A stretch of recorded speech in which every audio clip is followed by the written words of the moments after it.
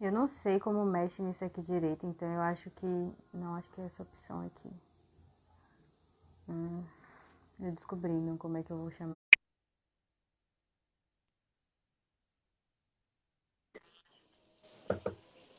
Ora, paz. Oi, testando aqui.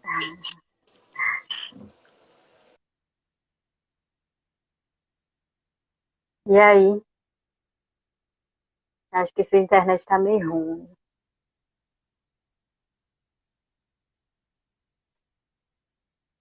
Boa tarde, Mari. E aí, você vai vir aqui me visitar? Eu sei Perfeito, agora que... sim. E aí, melhorou a internet? Melhorou. Pronto.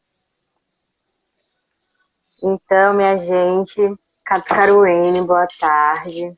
Como foi divulgado, vai estar rolando essa live aqui com Mensagens da Terra. A gente vai falar um pouco sobre o documentário, né, Aldeia do Cachimbo, sobre Mensagens da Terra e fazer outras reflexões paralelo a isso. E aproveitar e fazer a divulgação também do filme que vai ser lançado amanhã, dia 19, o Aldeia do Cachimbo. E aí a gente vai estar conversando um pouquinho aqui para vocês entenderem também a importância de assistir, o porquê é um filme importante também. Eu vou ver se eu consigo mexer aqui para colocar fixado os temas, porque eu não sei mexer nisso aqui de ao vivo. Mas se Sebastião quiser falar alguma coisa, eu sugiro que Sebastião se apresente, porque o pessoal vai ver que ele é gringo, né? E para ele contar um pouco da história dele e da relação que ele tem com os povos indígenas, para vocês entenderem melhor qual é dessa parceria. Obrigado, Laís. Me dê um sinal com sua mão se está me ouvindo bem, que eu não sei, que estou com uma asa, ótimo. Então, obrigado aí pelo convite, a um diálogo, a uma conversa. O motivo que me alegra é porque já lhe conheço há um tempo, então sempre é uma alegria estar com você, mas especialmente fizemos parte de um trabalho, colaboramos com que os Imboré fizessem um documentário. Esse documentário ficou pronto e a gente achou, embora a gente queria visitar um bocado de escolas e fazer um bocado de atividades presenciais, obedecendo as normas de não sei o que lá, estamos transmitindo agora, a partir de amanhã, nosso evento, nosso lançamento, nosso filme, aí ao mundo digital. Então, para mim é um prazer estar com você, que a gente já fez tantas brincadeiras juntos no mundo digital. E pegando o gancho, então tenho 20 anos aí de brincar, de contribuir, de colaborar, de estar junto com povos indígenas.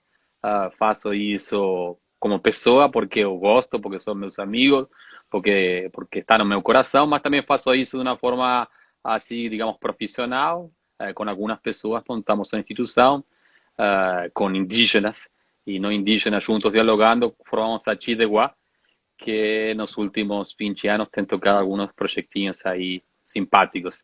De alguma forma, a gente é parceiro aí do povo Imboré nesta realização. É isso. Eu queria que durante o debate, quem quiser perguntar, pode falar no chat. Estou vendo todo mundo que está mandando mensagem. Estou bastante feliz que vocês estão aqui participando. E se alguém souber como é que eu boto o tema fixado aqui, me fala aí, porque eu não sei não como é que eu boto esse negócio. Pra gente deixar o tema aqui, porque é isso. O tema que a gente quer colocar é reflexões do cachimbo para o mundo, né? Porque a história do povo Imboré é uma história muito parecida com a história de vários povos indígenas, porque existe um rito de massacre, né? E vários povos passaram por diversos massacres e muitos deles são bem parecidos. E do povo Imboré não é diferente, eu associo muito com o processo do povo Tupinambá. O povo Imboré, eles estão agora em processo de retomada, né? Retomada até recente, foi em 2018, né? Se eu não me engano, fevereiro. E eles estão passando muito por esse processo de rejeição da comunidade, né? A comunidade local, vizinha, que não estava ali acostumado com a presença de populações indígenas se autoafirmando enquanto indígena, dizendo eu sou indígena, porque Olivença também passou por isso, né? O povo tupinambá sempre esteve ali em Olivença, mas nem sempre o povo conseguiu se autoafirmar e bater no peito e dizer eu sou indígena. Muitas pessoas elas foram forçadas a esconder que eram indígenas, porque elas simplesmente eram torturadas por ser chamadas de indígenas, porque o indígena era alguém marginalizado, como é, de certa forma, até hoje. Então, eram pessoas mal vistas e ninguém queria ser mal visto, né? Até mesmo por forma de sobrevivência, né? E o povo Imboré também passou por história de luta de massacre. Eu não sei se vocês conhecem a história do nome Vitória da Conquista, né? Mas foi quando os bandeirantes participaram lá do processo que eles aniquilaram vários indígenas e vários povos indígenas e se chamou aquele território que eles venceram a guerra, né, de Vitória da Conquista. Então, a história do povo Imboré traz várias reflexões por isso, assim. E atualmente eles estão vivendo esse processo de rejeição, muito tem a ver também com a mídia, assim como o povo tupinambá passa, né, que vê muito ali em um determinado jornal, de uma determinada emissora, né, que passa todos os dias, é um jornal até nacional, cada região tem o seu. E não é o Jornal Nacional da Globo, sem fazer spoiler, mas enfim. Tem um jornal da região que sempre marginaliza nós tupinambá. Fala que faz até referência a nossos vizinhos pataxós, né? Falam que em Porto Seguro sim tem indígena, que os pataxós são legítimos, mas que Tupinambá não é legítimo e que nosso cacique Babau é formador de quadrilha e tudo mais. Então, essas pessoas que estão atrás da mídia são justamente as pessoas que têm interesse no nosso território. Na maioria das vezes, é a galera que tem dinheiro, é a galera que é dona de mineradora, é a galera que é dona de fazenda, é a galera que é dona de rede de hotelaria. E eles querem mesmo que a gente saia, então criminaliza a imagem do indígena e o indígena passa também a não ter o apoio da sociedade, né, da cidade, porque primeiro que a gente tem uma dificuldade enorme de acesso à informação, então a gente tem um pensamento muito não crítico, e as pessoas elas não conseguem ter um outro patamar, né, um ponto crítico de visão. Então a primeira ideia que aparece que os compra fácil eles levam, e a televisão, a galera sempre tem muito disso, né, se passou na televisão, passou no jornal, é verdade, né? Então se o jornal disse que Babau é um formador de quadrilha, ele realmente é, e ninguém busca entender a história do povo, né? E o filme traz justamente essa visão dos Imborés, eles contarem a versão deles. Eles contarem todo o processo de luta e massacre que o povo deles viveu e vive até hoje, para que a galera entenda qual é desse processo de retomada. Não é que ali nunca teve indígena, mas os indígenas, eles foram e são até hoje forçados a renegarem a sua própria cultura, ou enfim, vários outros rolês. Então, parabenizar você, viu, Laís, que você fala muito bem.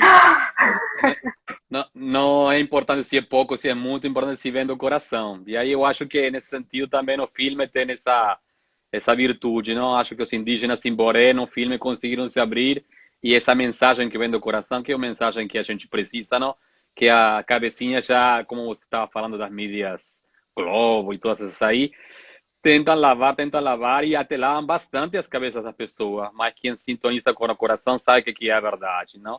Essa verdade escondida dos livros didáticos que não aparece na televisão, essa verdade targiversada, mas que ainda está e que ainda muitas pessoas já estão se acordando cada vez mais a que não é bem o que estudou na escola, não é bem aquilo que sai na televisão, mas há de termos outra visão sobre as coisas. E aí você é uma incentivadora dessa provocação, desse olhar crítico e tal, como o filme também é.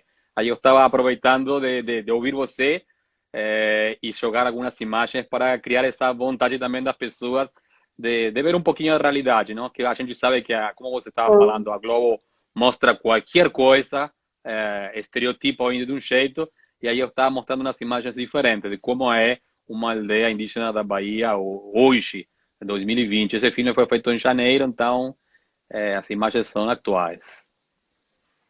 É isso, a gente também tem falado em relação sobre essa questão climática, que a galera também está trazendo a associação também à pandemia, mas o quanto as pessoas elas não conhecem as populações indígenas e elas criam estereótipos na sua mente, não sabe como de fato é uma aldeia, e aí acha que todo mundo é indígena do norte, ou até indígena isolado, né, que vive de uma forma muito à parte da sociedade, da cidade, E quando chega nas nossas comunidades e vê que a proximidade tão grande com a cidade, fala, não são indígenas, são falsos índios.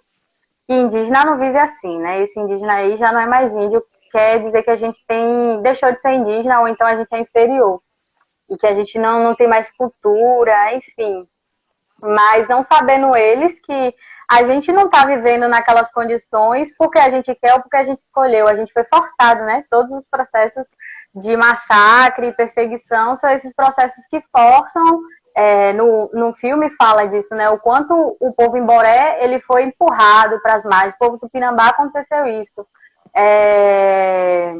Eu não sei agora, não me vem à cabeça quem foi exatamente a pessoa da minha comunidade, mas eu lembro que em uma das rodas, assim, uma pessoa falou, eu acho que foi meu padrinho Erlon, mas eu não tenho certeza, sobre como foi esse processo dos indígenas eles expandirem o território, por que território Tupinambá vai de Ilhéus a Olivença, a Boirarema, São José da Vitória, Una, porque foi acontecendo, sendo que a nossa aldeia mãe é Olivença, né? Foi acontecendo um processo de invasão dentro de Olivença, dentro do filme eles também falam do processo de invasão dos fazendeiros em sua terra, e lá houve o processo de invasão, quem não sabe, Ilhéus é terra do cacau, né, dito. Então, lá o nosso território tem muitas fazendas cacaueiras, nosso território é litoral, né? Então, tem muita rede de hotelaria também, tem muito interesse em minérios. E essas pessoas, ainda na época, né, que a gente era uma sociedade agrária, onde uma fazenda valia muito mais do que uma indústria, uma empresa, vale até hoje, né? Mas, enfim, eles foram chegando para a Olivença e os indígenas foram sendo empurrados para a margem e cada vez mais para dentro do mato, né? Mas, enfim, é isso. Muito bom. Pegando o gancho, Laís Tupinambá. Sim. Os dias que eu tive a sorte aí de conviver com os Imboré, eu percebi que na aldeia Imboré também tem várias pessoas Tupinambá, como tem, agora estou vendo aqui na minha tela do computador, um índio que é Puri, tem Pataxó. Então, a verdade, essas aldeias no Nordeste, não só a aldeia do Cachimbo, mas muitas que eu tive a sorte de conhecer, são multiétnicas, não? Talvez Tupinambá, a gente escuta principalmente só Tupinambá, mas às vezes a gente escuta também, não sei se é Tupiniquim ou se é mais recente, ou se essa história está muito contada, mas muitas aldeias no Nordeste têm um povo predominante, um nome que se escolhe para uma luta, mas muitas vezes congrega assim parentes de vários troncos. Então acho que o tronco Sim. Tupinambá é um tronco que também está aí bem presente no Simboré. Não sei se... Eu estava contando toda aquela história, me perdi, mas agora eu lembrei. Foi para falar que a galera não entende todas essas questões que eu citei há pouco, para entender o porquê que hoje os indígenas aqui vivem na cidade, aí que a gente vive um pouco parecido com a galera do norte, que lá também não tá fácil, né? A galera do norte vem ali fortemente com garimpo e outras questões que também vem morrendo indígena todo dia lá e ocorrendo invasão dentro do território indígena. Mas, enfim, é isso. Até nessa história do conflito de Vitória da Conquista, né, que vários povos indígenas foi dizimado, tem citando que um dos povos indígenas era o Tupinambá, né? Tem falando de povo Camacã, povo Imboré, povo Tupinambá, Pataxó. Então, a gente vê que ali habitavam várias etnias e com esse processo de apagamento de memória, o filme ele fala um pouco disso também, do apagamento da memória indígena, a gente sabe que no filme tem contando também as pessoas falando dois tipos de memória, né? Aí a Lia fica super feliz, a professora de história que a gente estudou sobre memória, mas enfim. A gente tem dois tipos de memória. A memória dos indígenas, lembrando dos seus antepassados, tem muita gente falando, então, como os pais viviam, né? Da forma cultural que eles viviam, e da mesma forma como o avô vivia no meio do mato e tudo mais. Então, eles têm essa memória afetiva de como as pessoas elas viviam antigamente, ali naquele território. E tem o apagamento de memória, que é esse processo de que começaram a ocorrer massacres, as pessoas serem torturadas e tudo mais, as suas aldeias serem invadidas, seu povo ser dizimado. Então, por conta desse apagamento de memória, as pessoas elas não sabem mais exatamente de que povo exato era. Então, por ter, por exemplo, uma determinada aglomeração muito forte ali de Tupinambá, aquele território é considerado Tupinambá, mas sim, pode ter pessoas ali que eram de outro povo. E existe essa mistura, né? Me lembrou uma coisa bem bonita, exatamente o que você estava falando agora. O muitos em Boré, a vezes quando eu perguntava, me dizia, eu sou do cachimbo. Então, o cachimbo, que é o espaço físico, virou quase como que o nome da etnia, porque ele não sabe exatamente esses nomes estranhos de antropólogo e tal. O pai dele dizia pelo local, não? O local é o cachimbo, então eu sou cachimbeiro, sei lá. Aí é isso, não tem um pouco a leitura dos acadêmicos, com aquelas palavras todas às vezes complicadas, e o popular. Então, muitos dizem, sou índio, mas não pergunta exatamente como se escreve o nome de um tronco e tal, porque os massacres, a história foi, como você bem contava, não? Foi tanta pressão, tanta vontade de extermínio, tanto massacre, tanto problema, que às vezes os nomes ficaram para trás, não? Inclusive o branco botava os nomes já contrário, não? Se na língua, não sei, Uniquim significa gente verdadeira, o branco chamou de Kaxinawa, não? Para dizer, esse cara gosta de morcego, não? E aí sempre botando um nome despectivo e tal.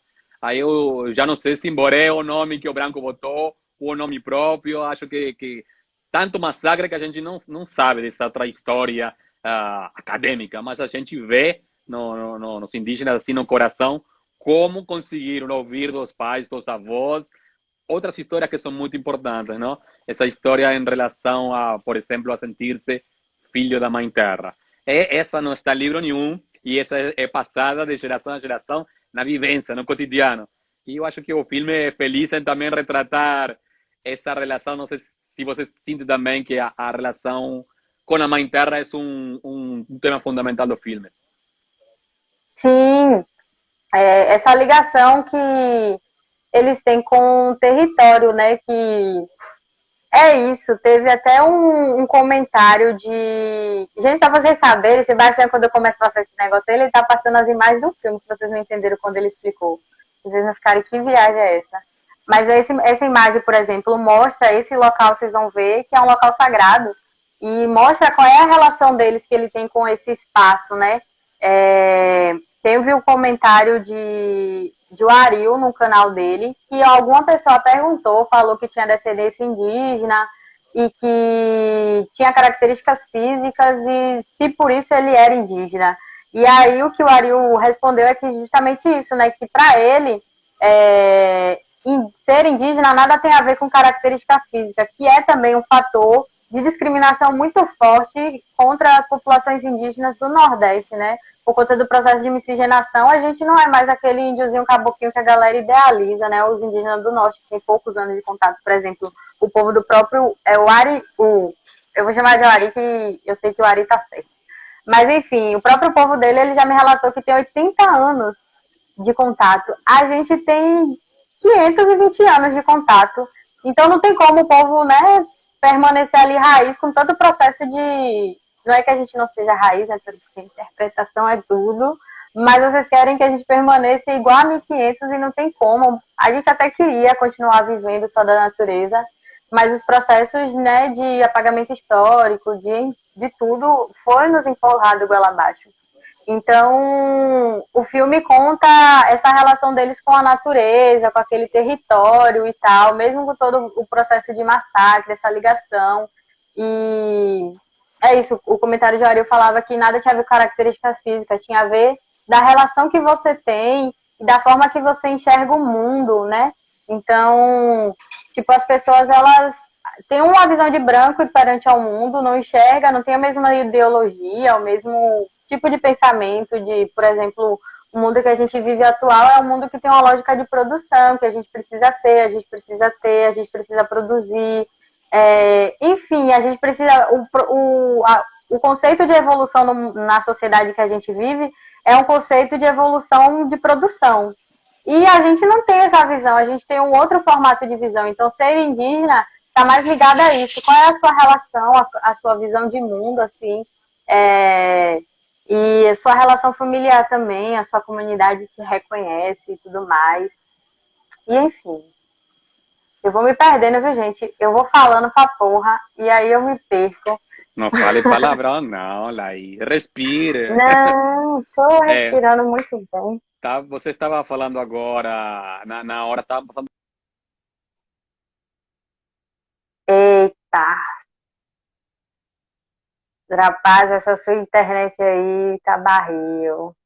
Gente, se vocês quiserem mandar pergunta sobre qualquer coisa, não precisa necessariamente ser sobre o filme, nem sempre eu consigo olhar, queria responder todo mundo, mas aqui é barril ficar digitando e falando e segurando o celular.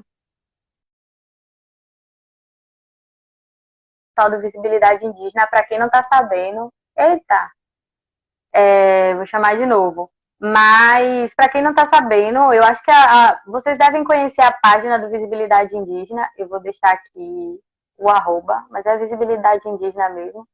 E eles lançaram, me procuraram para falar que lançaram uma plataforma de filmes. E nessa plataforma vai reunir filmes indígenas do Brasil todo. Porque eles consideram que a gente tem muito trabalho pouco divulgado. E aí eles procuraram para adicionar o Mensagem da Terra. O Mensagem da Terra já está lá nessa plataforma. Entra na página do Visibilidade Indígena, que lá tem falando sobre essa plataforma. E se você tiver filme também para pôr lá, né? Voltei, acho. Pode falar, rapaz. Ah, que bom. Foi uma queda, mas não foi tão terrível. Eu estava comentando na hora que você estava falando dos estereótipos e a cor de pele e essas coisas que se espera dos indígenas, não? Aí estava passando na Uhum. imagem do pajé. Tem pessoas que lamentavelmente é triste. Eles abordam esse tema no filme, como na rua, no cotidiano, as pessoas negam, dizem, você não pode ser índio porque você é muito escurinho ou porque seu cabelo é assim ou assado. Isso é muito triste. Sim. Acho que no filme tem vários exemplos de várias pessoas que no dia a dia têm que enfrentar esse preconceito, essa violência, e se superam, e resistem, e vão para frente, e se reinventam, e não baixam a cabeça. Acho que você, como Tupinambá, já deve ter vivido muitas experiências dessas aí, horríveis. Eu acho que são feias porque são cotidianas, são em todos os lugares, são até veladas, não? A pessoa lhe olha e você sente um olhar meio assim estranho. Imagino eu o peso desse olhar. Às vezes a pessoa não disse nada, mas já lhe trata como se, índio nada. Sim, deixa eu antes só falar, porque eu vi que um bocado de gente tentou me ajudar aqui a fixar o comentário e eu só agradeci a uma pessoa, mas obrigado a todo mundo. É, então, eu acho que é importante a gente falar disso e mostrar qual é a verdadeira realidade, porque a gente, né, não vive muito essa realidade, a gente não conhece, né? Como você falou, tá mostrando muito essas imagens para as pessoas saberem como é uma aldeia indígena hoje, né, em 2020. E aqui no Nordeste, sobretudo, então, essa falta de. Acho que o Maracá ficou forte aí, né? Essa falta de conhecimento faz com que gere situações como, por exemplo, recentemente lá na universidade, a UFSB, ela é uma universidade muito avançada, quem conhece sabe, quem já leu o projeto pedagógico, eu nunca li, mas de tanta galera falar desse projeto pedagógico, eu já sei de cor. É um projeto pedagógico lindo, o ideal, né? Vivendo ali, eu já estou na FSB há 3 anos. Vivendo o dia a dia da universidade, você sabe que é uma universidade visionária, mas que tem vários rolês assim errados, como, por exemplo, o pessoal queria implementar no sistema de cotas da UFSB para nós indígenas o sistema visual, o mesmo sistema que acontece para a cota de negros. Então, para olhar e ver se você é índio. Mas como é que vai olhar para a gente e dizer se a gente é índio ou não? Se a gente tem todo esse processo de massacres e de apagamentos e de miscigenação, de estupro, sobretudo, né? A gente teve muito processos de estupros e aí não tem como, né, eu ter um pai branco ou um avô com descendência branca ou negro e não sair com algum resquício desse DNA. É impossível. E as pessoas elas não pensam nisso, até porque elas não têm noção da quantidade do massacre, elas não conhecem. Teve um menino que recentemente me procurou, até do Colégio Militar daqui de Salvador, E eu fiquei muito feliz, assim, em saber que eles estão abordando esse assunto dessa forma, porque depois ele me explicou um pouquinho os debates que o professor estava fazendo em sala, e eu achei isso massa, principalmente para um colégio de instituição que a gente conhece, né? Polícia Militar é barril. E como eu fiquei feliz em saber que ele estava estudando isso, porque ele mesmo comentou que ele não tinha noção de de nada de tudo aquilo que eu falei, de toda essa história de processo de luta e resistência do povo, ele não fazia noção. Então a gente não debate esses assuntos, as pessoas elas não têm conhecimento que o povo sofreu e sofre. É o que eu comentei, né? A gente está acostumado a ver nos livros de história didático uma história do povo indígena que abriu as pernas e deixou os portugueses entrar em seu país, e é uma história de um povo preto que se deixou ser escravizado, né? Pouco se fala dos processos de resistência desses povos, dos processos de massacre e que eles sofreram, né? E quando se é contado de uma forma pelos brancos completamente divertida. Laís, você me fez lembrar uma coisinha que você conversava comigo, acho que ontem, que também me chamou muita atenção em alguns povos. Me lembro quando fui em Patagonia, não sei, há 15 anos atrás, eu também ouvi falar de pessoas que morriam de saudade, de tristeza, de solidão. Sim, Não, que a gente tem agora, estamos falando muito sobre vários tipos de mortes, inclusive as de vírus, as de lepra, a de bala, mas tem um bocado de formas, não? Tem os índios que dizem que morreram de sal, tem aqueles que morrem porque saiu da mata, mudou tudo na vida dele e morre de tristeza, não sei. Eu não sei se... sim. Eu não conheço assim uma história direta de Tupinambá, mas não sei se todo mundo sabe, eu estou cursando o BI Humanidades na UFSB para fazer antropologia no segundo ciclo, que a UFSB é interdisciplinar e tem um sistema de ciclo. Mas mesmo estando no BI Humanidades, eu já pego algumas coisas de antropologia. Inclusive, queria mandar um beijo para a Tainá, não sei se ela está aí, mas foi a professora antropóloga que a gente teve aqui, foi uma professora super importante no nosso processo, porque a gente até então não tinha recebido aula de um professor antropólogo mesmo, a gente tinha recebido aula de um professor sociólogo, mas só quem é da área mesmo para falar, né? Então, e além de tudo, ela é uma professora super crítica, assim, traz uma visão sobre a não leitura de mulheres na antropologia, o processo escroto da própria antropologia, né? Sobre os povos. Mas, enfim, e aí eu vejo muita coisa, né? Estudo muita coisa. Nem essas coisas todas, eu não gostaria de estudar isso tudo. Eu acho que a universidade é uma pressão meio desnecessária, a gente aprende muita coisa errada. Mas, enfim, eu vi a história de vários povos, a gente estudou sobre... A gente estudou não, eu fui participar de um debate sobre os Guarani e Mimbiá, que eles são nômades, e aí prenderam eles dentro da terra de demarcação, e isso está sendo muito prejudicial para eles, né? Se eu não me engano, na história do próprio povo Machacali, que é o povo que Tainá fez a pesquisa, se eu estiver falando besteira, me corrijam, não gosto mais nada. Mas tem vários povos assim que tem essa história de que quando eles foram tirados do seu território, realocados em outro, eles morreram de saudade do seu território, sabe? Eles simplesmente foram defiando e foram morrendo, porque a galera não entende essa ligação que o indígena tem com a natureza, acham que é qualquer coisa, assim.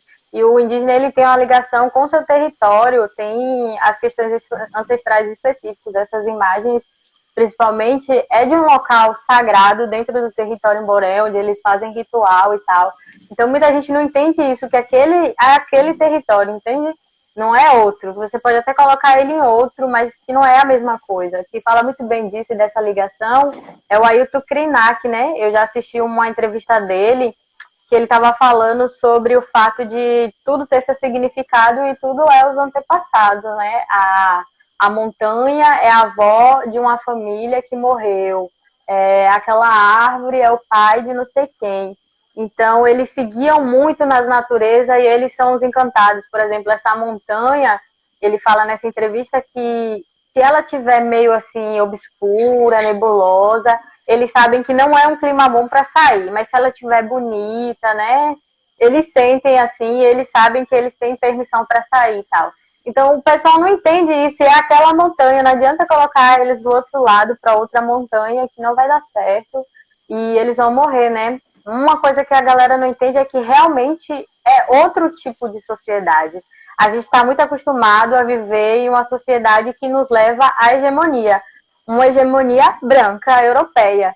Então, essa hegemonia traz com que só tem um poder soberano, assim como existe somente um Deus soberano e que todo mundo tem que seguir.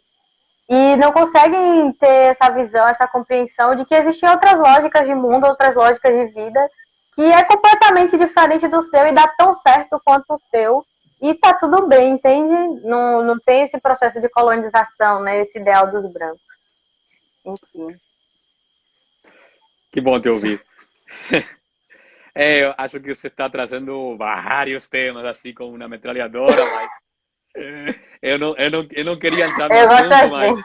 viu, Laís? Ah, Acho que es un momento donde la humanidad como un todo está un poquito refletiendo sobre formas de vida, padrões de vida, como visão, crenças, formas de relação com a natureza. Acho que estamos em de alguma forma assim simples, superficial e rápida de dizer, é como se alguém apertou um botão de pause e muitas pessoas estão parando para pensar um pouquinho mais sobre o consumismo, a poluição, as besteiras sim, todas, as formas de ser, não? E então eu acho que mostrar um filme filmado agora, em 2020, janeiro, editado em fevereiro, bem atual, neste momento, e que as pessoas estão vivas, no meio da natureza, convivendo com a natureza, sem poluir, sem agredir, uma certa harmonia, sem dizer que não é perfeito, por mil razões, mas ainda assim é um exemplo, uma inspiração para muitas pessoas que acham que, não sei, que os galos chegam no supermercado de forma espontânea e só ter dinheiro para comprar e que nunca vai faltar galinha frita. Acho que o filme também provoca essas reflexões, não? Que tipo de cultura é sustentável, que tipo de cultura respeita a vida, a natureza e que outra cultura está dominando o mundo, que estamos fazendo, não? Tem vários momentos aí, você estava falando dessa mata dos encantados, de estas inspirações que a natureza, acho que falou a través da boca dos índios, mas foi a natureza mesmo assim que estava dizendo este recado, eu estou transformando em palavras para que mais pessoas possam entender, cair a ficha, refletir sobre o que estão fazendo comigo, com a natureza, com a mãe terra. Acho que o filme é bem sim. feliz nesse ponto das E, reflexões. trazendo outra reflexão, esse momento de pandemia que está todo mundo dentro de casa, eu tenho visto muitas pessoas de São Paulo postando o quanto o céu de São Paulo tá bonito, né? E justamente nesse momento em que tem poucas pessoas circulando, tem poucos carros jogando gás, tem poucas indústrias funcionando, sabe? Então tem pouca fumaça circulando no ar, tem pouca poluição nas ruas e o quanto a natureza é imediata, né? Tem muita gente falando que nesse processo de pandemia na sua cidade os pássaros voltaram a cantar, as flores voltaram a florir, vários rolês assim, de quanto a natureza fica bonita e o quanto ela responde bem quando a gente para de maltratar ela, né? Enfim. Nessas sinais que a natureza dá, que tem dado sinais também de tudo que acontece de ruim, não? As inundações, as queimadas e tal, mas também tem esses sinais de Sim. coisas boas que você estava falando. Eu também tenho ouvido muito de pessoas que me dizem que o rio voltou a ter água, que a água está mais cristalina, que os passarinhos voltaram. Uma coisa que me chamou muita atenção é de pessoas que postam de animais que estavam como tidos como extintos que reaparecem, não? E aí acho Ah, que verdade. isso faz a pessoa pensar um pouquinho. Por que será? E é por nós, não? Por nós que esse animal não chegava, é por nós que esse rio estava tão Uhum. sujo, não? Então a gente está num momento assim de inflexão, um ponto de mutação, por lo menos um ponto de reflexão.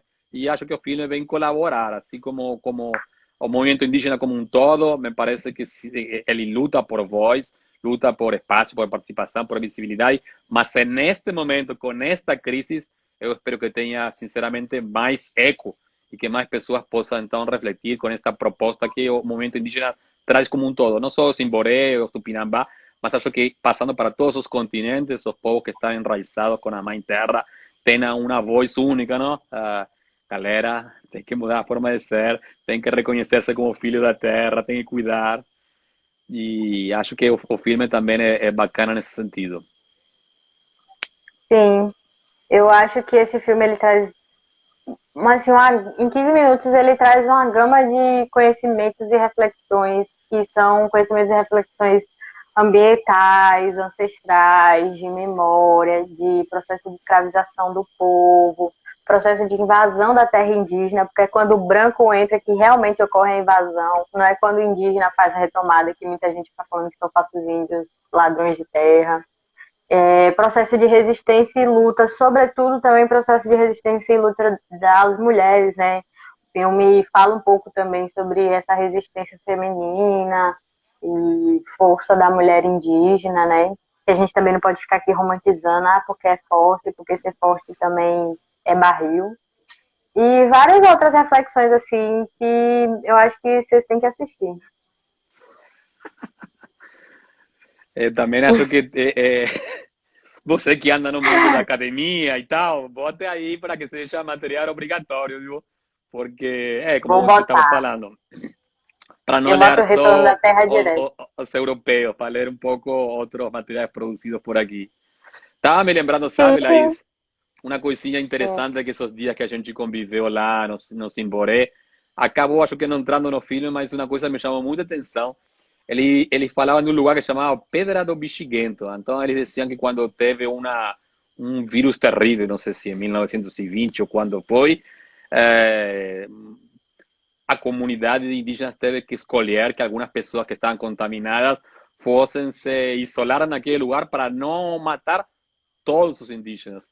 E pô, a gente está falando isso em janeiro, quando, por lo menos eu, e acho que no Brasil, a gente nem tinha ideia, nem suspeitava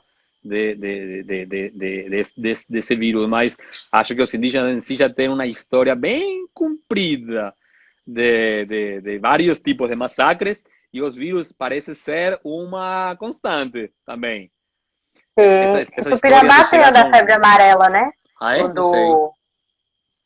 Da puxada do mastro. Puxada do mastro é promessa para Uhum. São Sebastião, segundo dizem. Eu acredito mais na outra. Que tem duas histórias.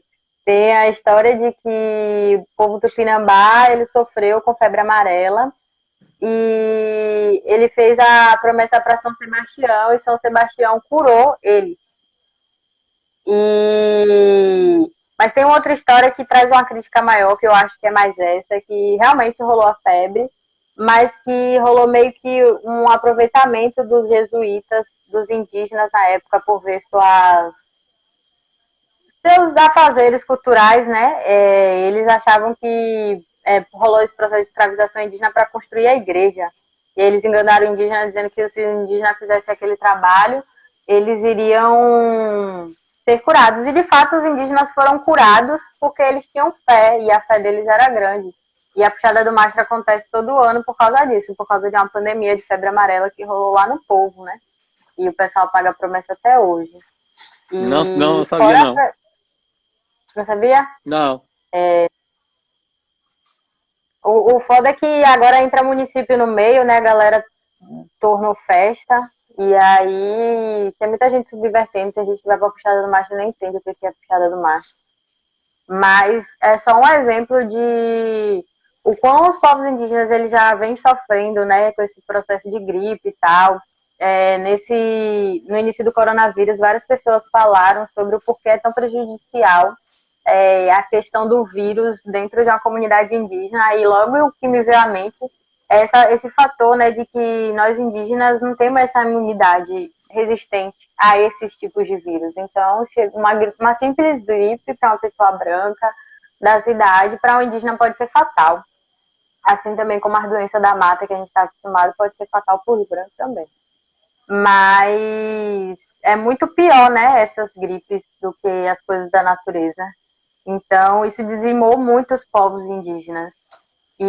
Mas uma coisa que eu não tinha reparado para refletir o que eu vi nessas campanhas era sobre o fato de o como rapidamente esse vírus ele pode se propagar dentro da comunidade, porque a gente vive uma lógica de comunidade, do coletivo. Então, normalmente as pessoas vivem em casas com vários parentes, todo mundo é vizinho, todo mundo é primo ali na aldeia, então todo mundo tá na casa de todo mundo todo dia, sabe? Tá convivendo, trabalhando junto, realmente ali no coletivo. Então, quanto se uma pessoa pegar esse vírus, ela pode propagar por toda a comunidade rapidamente. Então, é muito prejudicial esses vírus malditos que estão aí desde 1500, tanto o ser humano quanto o vírus de vírus mesmo. Eu acho que o vírus também são as ideias, não? Essas ideias todas truncadas. Aí você falou, você pronunciou a palavra escravização. Aí também acho que o vídeo toca um pouco esse assunto, não? Quantos indígenas foram escravizados? Você estava falando do Tupinambá e eu lembrava a Anivalda contando aquela história de dizer quanto maior a pedra que tu levar na cabeça, mais chance de ter um pedaço de céu, de ganhar, não sei, um pedaço de céu. Que foram escravos para construir uma igreja de um Deus que nem sequer era dele, que nem acreditava. Foram escravos para cavar seu próprio buraco para a morte. São histórias assim que, uau, a gente diz, será que a humanidade não pode aprender com as coisas do passado? E aí mudam os tipos de escravidão, mudam o nome dos vírus, mudam os nomes de não sei o quê, mas a gente tem uma história de opressão, de alguém que está em cima pisando, alguém que está embaixo, não? Sim, povos indígenas sempre sendo massacrados e dizimados em todos os sentidos, fisicamente, espiritualmente, moralmente, de todas as formas, os povos indígenas vêm sendo massacrados.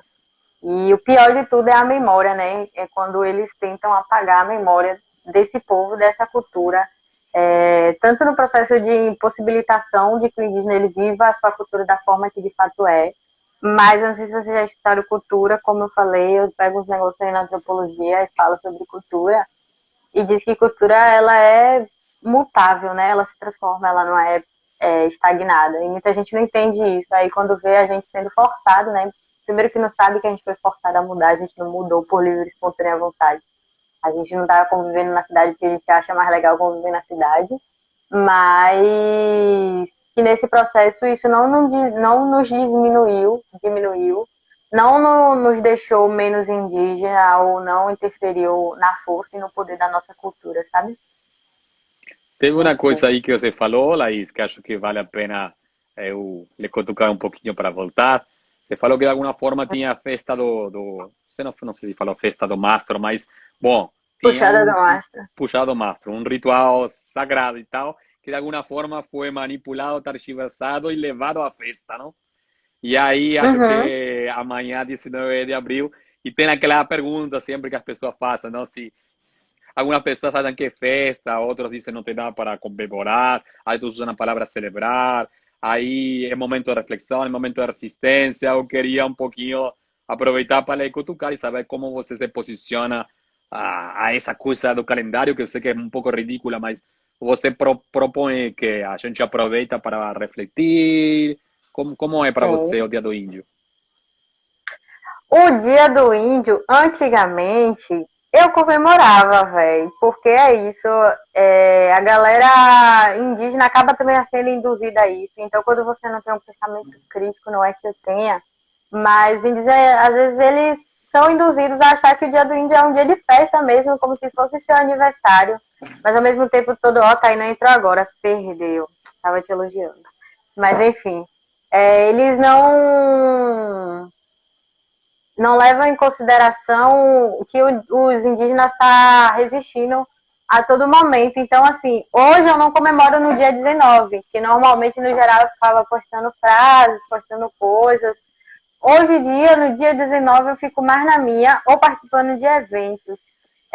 A gente botou na UFSB o Diálogos Indígenas, que é um evento que é calendarizado e roteirizado, onde ele acontece todo ano em um campus diferente. E desde o início, assim, o diálogo já começou acontecendo fora do Abril até. A gente queria introduzir ali dentro do Abril para pegar essa questão do Abril indígena, mas o Abril indígena já está muito badalado e já acontece vários outros rolês no Abril. Aí a gente começou em maio, o do outro ano, se eu não me engano, aconteceu em novembro. Então, eu acho que é importante, sim, foi através dessa ideia do 19, né, do que falar do índio, que a gente conseguiu ocupar esse espaço de garantir esse evento, de garantir um apoio, lógico, levando em considerações as pessoas, né, que tiveram empenhadas trabalhando para isso, né, para que isso fosse feito, realizado. A gente teve um certo apoio não, teve muito apoio da reitoria, e porque são pessoas visionárias e sabem da importância de se debater sobre povos indígenas, mas a gente sabe que a flexibilização de todo o sistema aqui para que isso acontecesse é justamente por conta dessa ideia de celebração de um dia, né? Então a gente está aproveitando isso, esse momento. Essa fala não é minha, eu não sei quem falou, mas eu vi alguém falando sobre o quanto é importante a gente aproveitar que a galera quer ouvir, o quanto é importante a gente aproveitar esse momento que a galera tá com os olhos voltados, a galera querem saber, então a gente informar da melhor forma e através disso procurar garantir espaço. Eu vejo da mesma forma. Acho que a gente tem que fazer muito esforço todo dia para levar o que a gente acredita para frente. Mas se tem algum dia do ano que é mais fácil, então aproveita esse dia, não vai ficar, aproveita, não? Sim. Então acho que a gente É tem lógico a que também luta. pautando, lógico que também pautando que é isso, ao mesmo tempo que a gente aproveita, mas a gente também informa, ó. Dia do índio é todo dia, não é só dia Não, 19. Mas aproveita para fazer a aproveitando que aqui no crítica. dia. Aproveita para fazer a crítica que você É, vive todo dia e que a pessoa precisa saber de que você existe todo dia do uhum, ano e não só aquele dia. Mas dia aproveita, porque 19. se a televisão só vai dar pauta esse dia, a escola só vai falar aquela semana, bom, vamos conquistando aos poucos, não? Acho que tem um lado ruim, mas tem que saber também transformar para que o lado bom cresça, não? Então eu particularmente achei que é isso, que hoje o Brasil desconhece da história indígena, não valoriza, mas ano a ano tem melhorado um pouquinho. Então, talvez a gente aproveite amanhã, dia 19 de abril, para aquelas pessoas que só dão ouvidos um dia no ano, por lo menos que chegue uma informação bacana, que a gente aproveite para sensibilizar Uhum. aquelas pessoas que só deixaram um dia para falar sobre isso. Claro que para nós é uma luta cotidiana, mas amanhã, então, 19 de abril, a diferença de outros anos que eu sempre gosto de passar nas aldeias ou com um grupo de índios dançando e cantando, vou estar aqui em casa, trancado um pouco. É interessante porque a palavra isolamento, antigamente a gente só usava para os índios isolados, agora todo mundo está meio Uhum. que refletindo sobre isso. Eu gosto de Eu dizer que a vi palavra uma não é live, isolamento, sim. eu vi uma live, foi no canal de Ubiraci Pataxó, que entrou uma pessoa psicóloga e ela falou que o isolamento ela ainda não viveu. E eu achei isso massa, porque é isso. Ela falou que ela não está isolada, porque ela está tendo total contato com o mundo através da internet. Ela só está dentro da casa dela, entendeu? Mas ela não está isolada, a par do mundo, sem Isso. nenhum Tem pessoas que amigo. falam de distanciamento físico. E acho que o trabalho que a É, gente vem distanciamento fazendo, social. Laís, é justamente de acurtar o distanciamento, não? O trabalho que a gente vem fazendo é aproximar culturas diferentes, global, capitalista, sei lá o quê, com culturas tradicionais, como a cultura indígena. Então, este momento onde todo mundo está ou distanciado ou isolado, sei lá o quê, é um momento bacana para a gente dizer, ó, os índios foram colocados em reservas para ser isolados, os outros índios se chamam de isolados, mas o que a gente quer é, com respeito e com cuidado, um diálogo, não uma troca, uma valorização mútua, um construir junto, não? Não são dois mundos, é um mundo só, um mundo único. Sim. Eu quero saber se a galera tem pergunta para fazer, porque a Ah, gente vai sim. dar uma hora e a live vai acabar, tem 10 minutos só. E eu queria que vocês falassem, nem que seja o que acharam da live, ou se tiver perguntas para fazer, mesmo que não tenha a ver com o filme. A gente está justamente buscando trazer reflexões, não a partir do filme, para uma vida cotidiana dos povos indígenas e história de resistência e luta, processos, né, do povo indígena, principalmente daqui do Nordeste, de desde 1500, que é desde quando a gente tem contato, né? Alguns povos cristianos mais tarde, mas no Nordeste, basicamente, todo mundo foi adquirido nesse período de 1500. Eu E aí, deixo com Rafael, quer você, falar Laís, alguma essa coisa? parte, viu? Estou tocando aqui imagens do filme, mas eu, como sou cego, não consigo ler. Tomara que tenha alguma pergunta mesmo, algum comentário, mas desde já agradecer você Não, pelo tem várias convite. questões. Sim, eu queria também já aproveitar, já vai acabar a live, sobre a questão de indígenas urbanos. Eu vou falar. O Lucas perguntou aqui sobre a questão de indígenas urbanos. Você que é cego, não sabe ler. Ou não consegue ler, né? Saber ler, você sabe. Obrigado. Mas aproveitar para convidar vocês para assistir a estreia do filme amanhã. E depois, durante todo o dia, vai estar rolando lives, principalmente com a galera de lá da aldeia do Cachimbo. Então vocês vão ter a oportunidade de conversar com os indígenas protagonistas do filme e falar mais um pouco com eles, tirarem dúvidas. Enfim, eu acho que os indígenas urbanos é mais um dos processos de massacres das populações indígenas, são aqueles indígenas de que não foi dado a escolha, né, de dizer você vai ter essa opção, você quer viver na aldeia, você quer viver na cultura indígena, ou você quer saber da cidade sem conhecer nada, sem saber de nada da sua história. Eles foram forçados e levados a isso, com todo esse processo, né? Aquela história de que minha avó foi pegar no meio do mato com laço, na verdade ela foi estuprada e levada à força, contra sua própria vontade, os seus outros parentes foram escravizados e foram levados a achar que sua cultura era algo errado, demoníaco. Enfim, para chegar nesse patamar de hoje, você está vivendo em um contexto de cidade sem conhecer boa parte da sua história. Mas eu acho que também a gente tem que compreender o que é o indígena urbanizado e esse processo de autoafirmação também, porque eu acho que no momento a gente vive um processo muito grande de autoafirmação, principalmente nos centros, né? Entre Rio e São Paulo. E eu acho isso massa. Todo mundo que vem do processo de autoafirmação, que vem buscar comigo, eu sempre dou o maior apoio, porque eu compreendo isso, que as pessoas elas foram forçadas, houve um apagamento de memória da sua, né? Não foi por escolha. E se elas estão sentindo que elas devem buscar, eu acho que elas têm mais que ir atrás mesmo.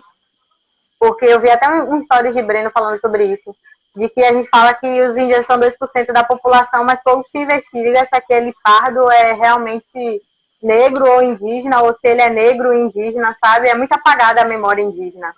E aí, mas a gente tem que ter essa noção do que é realmente do coração e saber chegar, né? Porque eu acho que também vem um processo de autoafirmação meio descontrolado, que as pessoas elas não estão entendendo o que de fato é ser indígena, elas não estão sentindo do coração. E isso está complicando muito e dando várias brechas para outros rolês, assim, desnecessários e outros desentendimentos, porque a gente já vive em uma sociedade desentendida e essas outras ideias que vem surgindo aí, confundindo tudo, fazendo tudo errado, não está ajudando no nosso processo, né? Não sei se vocês entenderam, mas aqui é viagem, tem que conversar para viajar, entender, repassar o saber através da oralidade.